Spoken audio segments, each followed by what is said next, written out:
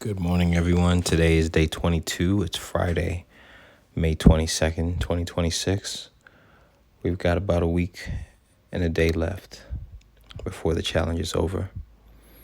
And today is really about the decisions that we make and how our decisions affect our lives.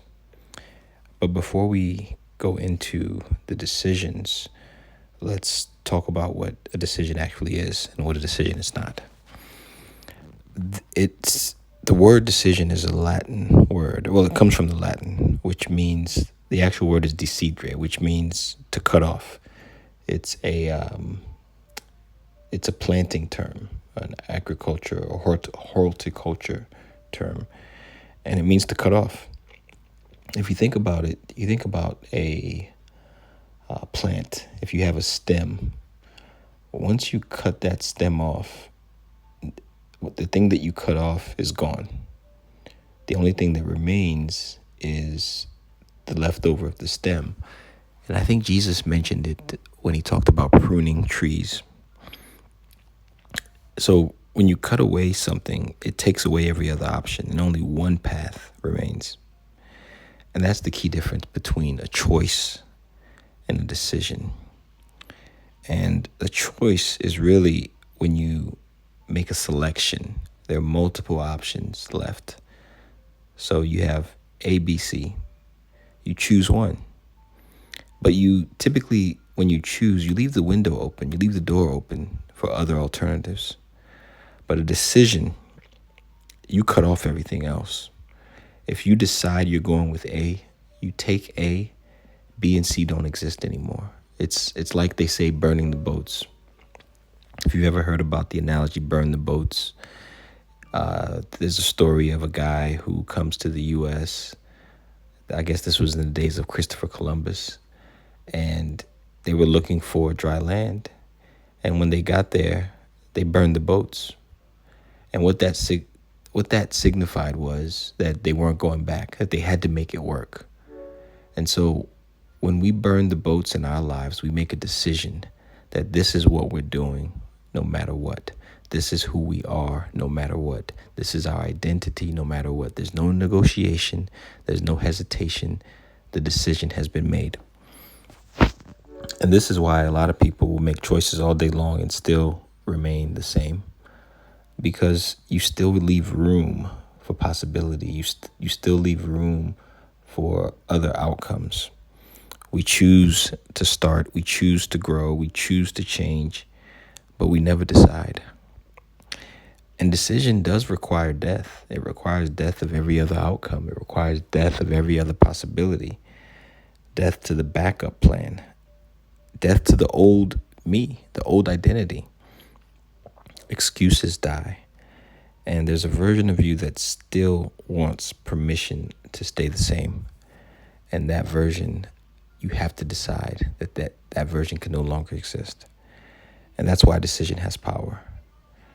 It ends the internal negotiation. A choice says, I want, or I might. But a decision says, I will. This is who I am. And I experience that in my life pretty much every day. And I think we all do. If I don't make the decision the night before that I'm going to be up at a certain time, usually I don't get up. And so for me, I've noticed that the decision has to be made the night before. The decision on who I'm going to become has to be made the night before. If I don't decide on what kind of day I'm going to have, all kinds of things get in the way to try to take me off my path. And it is that simple. It's not easy, okay? I'm not saying this is an easy thing to do, but when you decide today is going to be a great day, irrespective of whatever could happen, I'm trusting that God has made today. This is the day that God has made, and I will rejoice, and today will be a great day.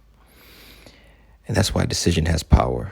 It ends any internal negotiation, because guess what happens? When you decide, everything is going to try to shift you and make you see that, hey, you made the wrong decision. And you have to stand firm on that decision. The decision has to be structural.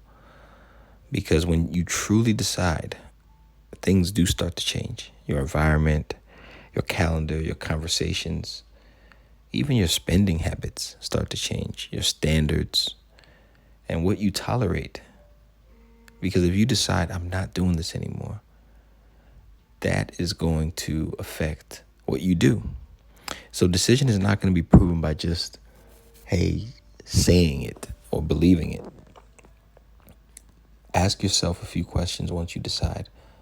What no longer has access to me? What no longer is going to be tolerated? What standard am I looking to achieve? And if you look at the Bible, we see this with Joshua. Joshua says, decide this day who you will serve. But for me and my house, we will serve the Lord. He cut off every opportunity to serve any other God. And this was more than just a preference. This was a line in the sand. And that's where we got to be. We got to draw a line in the sand. I'm not going to be this person anymore. I'm not going to do this thing. Decide. And it's the minute you stop asking, do I feel like it?